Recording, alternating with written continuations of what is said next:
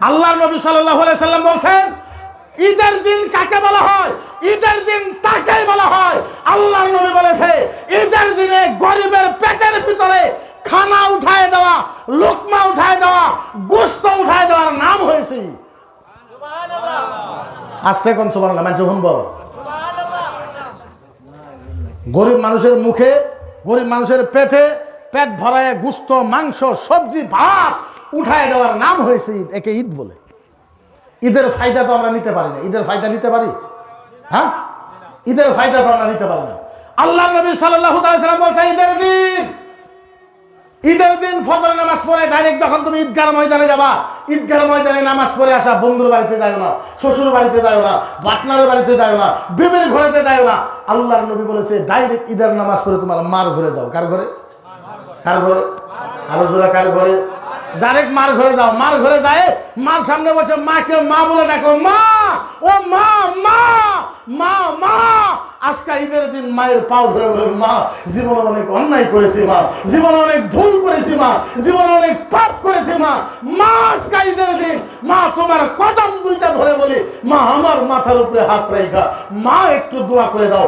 আল্লাহর নবী বলেছে, লিকান রাসিহিল উম্মাহ আলা ফি আওলাদিহির রার ফালাম তাজলাহু লিকান আইনু কালমা ইলাইহি ফিল জান্নাহ, ইলাইহি ফিল জান্নাহ, ইলাইহি ফিল জান্নাহ। সুবহানাল্লাহ। আরে জোরে বল। আল্লাহর নবী বলেছে, ঈদের দিন ঈদগাহ ময়দান থেকে যখন বাড়িতে যায়, মার পাও ধরে ধরে যখন বলবা, মা যদি তোমার মাথার উপরে হাত রেখে একটু দোয়া করে দেয়, আল্লাহর জাতের কসম, মায়ের এক ফোঁটা চোখের পানি পড়ার সাথে সাথে এইটা মনে করো তোমার নাম আল্লাহর জান্নাতের খাতাতে লেখা পড়ে যায়। এর নাম ঈদ। এর নাম কি? আরো জোরে, এর নাম কি? আরো জোরে, এর নাম কি? আরো জোরে, এর নাম কি? মদিনার নবী বলেছে, ও সাহাবা, ঈদ কাকে বলে তোমাদেরকে কেমনে বুঝাইবো? আল্লাহর নবী বলে, গরিব মানুষের শরীরের ভিতরে নতুন নতুন কাপড় উঠায় দেওয়ার নাম হয়েছে ঈদ। গরিব মানুষের শরীরের ভিতরে কাপড় উঠায় দেওয়ার নাম ঈদ। তাকে ঈদ বলা হয়। ঈদ, ঈদ কাকে বলা হয়? ঈদ আমরা বুঝি না ঈদ কাকে বলা হয়। আল্লাহু আকবার কাবীরা। দেখি আমাদের এলাকার ভিতরেও দেখি যাদের বাড়িতে কুরবানি হয়, নিজে খায়, প্রথম মাংসটাই না রান্না বাড়া করে প্রথমে আব্বাকে দেয়, তারপরে মাকে দেয়, তারপরে ছেলেকে দেয়, তারপরে মেয়েকে দেয়, তারপরে নাতিনকে দেয়, তারপরে নিজে বসে বসে খায়। আল্লাহর জাতের কসম, ওনার বাড়ির আশেপাশে গরিব মানুষ যদি একবার মনে মনে কয়, আল্লাহ আজকে যদি আমার টাকা থাকতো, আজকে যদি আমার পয়সা থাকতো, আল্লাহ সবাই কুরবানি দিয়ে প্রথমে গরু খায়, আল্লাহ আমার যদি আজকে টাকা পয়সা থাকতো, আমিও কুরবানি করে মাহবুব, আল্লাহ আমার ছেলে সন্তানকে প্রথম মাংস খাওয়াইতাম। এই কথা যদি আপনার গ্রামের একটা মানুষ যদি আল্লাহর কাছে বলে, আল্লাহর জাতের কসম, ওই গ্রামের একটা কুরবানি আল্লাহর কাছে কবুল হবে না। সুবহানাল্লাহ।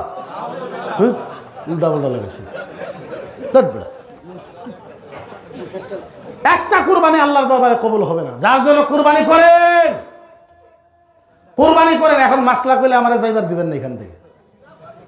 আমি যদি কই কুরবানির মাসলা, আমার এখান থেকে যাওয়া জুলুম হইব।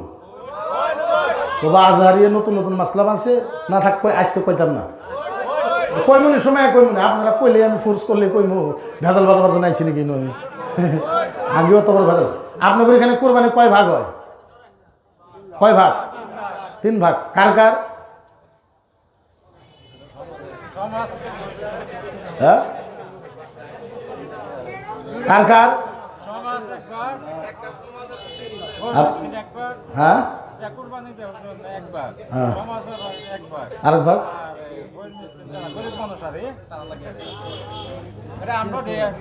ঠিক আছে, ঠিক আছে, ভালো আছে, ঠিক আছে। তাহলে ওটা কইমনি, কইমনি লাস্টে কইমনি। এনকে কইলে আপনার উঠতে যাবেন না, কইমু তো, যার কইমু ভাঙা দিয়ে দেবো।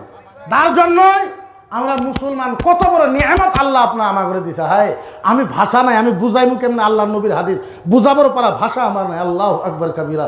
ঈসা কত আল্লাহ কত আমাদেরকে নিয়ামত দিছে। এই হুজুর, ঈসা আলাইহিস সালাম আবাদ করতো 1000 বিঘা। কত প্রফেসর সাহেব? 1000 বিঘা, 1000 বিঘা। কত বিঘা? 1000 বিঘা আবাদ করতো।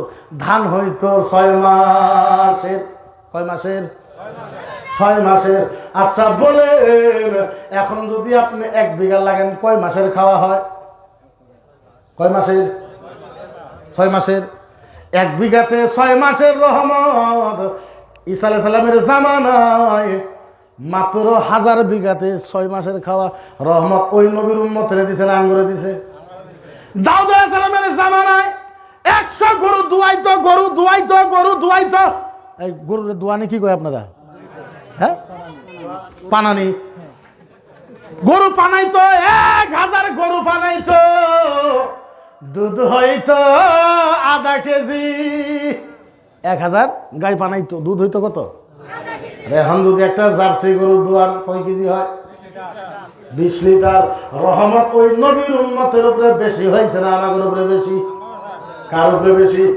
আমাদের উপরে রহমত বেশি হয়েছে। হাই রে, বুঝাই কেমনে? বুঝাবার পারা ভাষা না, একটু সূত্র করে ইসলামকে স্টাডি করে বোঝেন। আল্লাহর জাতের কসম, কত ভাগ্যবান আমরা। ও ভাইরা, কিয়ামতের ময়দানে আল্লাহর নবী বলবে আহাদু উম্মাতুল খায়য়াতুল জান্নাহ। কিয়ামতের ময়দানে আমার নবী বলবে, শোনো সাহাবা শোনো, কিয়ামতের ময়দানে আমি নবী মুহাম্মদুর রাসূলুল্লাহর একটা উম্মত জান্নাতে যাওয়া বাকি থাকা পর্যন্ত আমি মুহাম্মদ কোন নবীর উম্মতকে আল্লাহর জান্নাতে যাইতে দিব না। আমার নবী বলবে আমার একটা উম্মত জান্নাতে যাওয়া বাকি থাকা পর্যন্ত কোন নবীর উম্মতকে আমি আল্লাহ জান্নাতেই যাইতে দিব না। কেমনে বোঝায়? ইসলাম কত সহজ। ও ভাইরা, বোঝাবার পারা ক্ষমতা আপনার নাই, আমি আপনাদেরকে কেমনে করে বোঝাইব? ও ভাইরা, তাইলে বলেন এত রহমত আমরা পেয়েছি, এটা কার জন্য পেয়েছি বলেন? কার জন্য? কার জন্য? আমাদের নবীদের জন্য পেয়েছি। ও ভাইরা, আমার খালি মনের ভিতরে মাত্র একটা কষ্ট, আমার দুঃখ খালি একটা কষ্ট। আজ আমরা আসামের ভিতরে 1,40,00,000 মুসলমান থাকার পরে, 1,40,00,000 মুসলমান আসামের ভিতরে থাকার পরে আজ আমাদের নবীকে সামার বলা হয়, আমাদের নবীকে লুচ্চা বলা হয়, আমাদের নবীকে বেঈমান বলা হয়, আমাদের নবীকে শয়তান বলা হয়, আমাদের নবীকে উগ্রবাদ বলা হয়, আমাদের নবীকে জিহাদি বলা হয়, আতঙ্কবাদ বলা হয়। আজ আসামে 1,40,00,000 মুসলমান মিলে একত্রিত হইয়া গণতান্ত্রিক হইয়া নবীর পক্ষে আজ পর্যন্ত গণতান্ত্রিক আন্দোলন করতে পারলাম না। এর থেকে দুঃখজনক কথা আর কি হইতে পারে?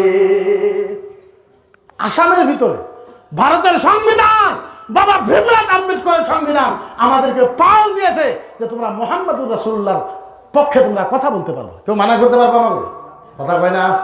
আরো জোরাখন মানা করতে পারবো, আরো জোরাখন মানা করতে পারবো। কেউ মানা করতে পারবো না, কারো হিম্মত নাই। আল্লাহু আকবার কবিরা। বুঝাই তো আপনাদেরকে বুঝাই কেমনে? বুঝাবার পারা ভাষা নাই। আমার নবী আমাদের জন্য কত চেষ্টা না করছে? চেষ্টা করে নাই? আমাদের নবী আমাদের জন্য চেষ্টা করে নাই? আমাদের জন্য কষ্ট করে নাই? আল্লাহু আকবার। সব জায়গাতেই বলি 5 মিনিটের জন্য একটা ওয়াজ বলি, তারপরে বাকি ওয়াজ করবো। কিয়ামতের ময়দান। কিসের ময়দান?